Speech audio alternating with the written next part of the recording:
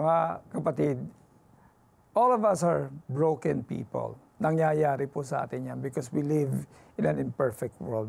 Kaya nga po, binigyan tayo ng Diyos ng wisdom at kailangan pong gamitin natin ito. Kasi po, kadalasan yung mga nangyayari sa ating buhay na mga kalungkutan, in despair, struggles, minsan po ay dala-dala na lang gawa natin yun eh.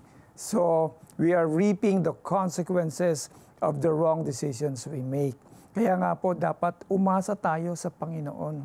Sapagkat ang Panginoong Diyos ay may magandang plano sa ating buhay. Kung ito po ang nais ninyo, sabayan niyo ako sa panalangin. Lord Jesus, marami po salamat. Maraming beses na po ako nagkamali sa aking mga desisyon.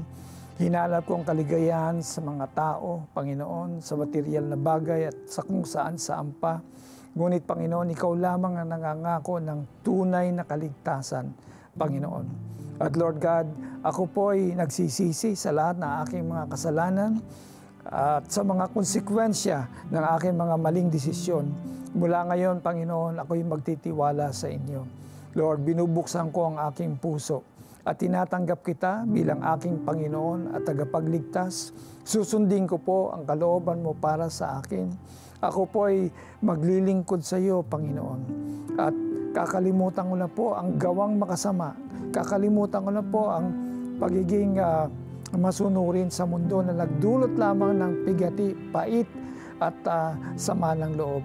Mula ngayon, Panginoon, tatangalan ko, Panginoon, ang iyong kamay at sabay po tayong maglalakbay sa panibagong araw, panibagong bukas, Panginoon, na kung saan, Lord God, tangan-tangan ko ang buhay na walang hanggan na ipinangako mo sa lahat ng mananampalataya at tatanggap sa iyo. From now on, Lord God, you are the King of my life and I will walk in the light of your way. Marami pong salamat sa pangalan ni Jesus. Amen.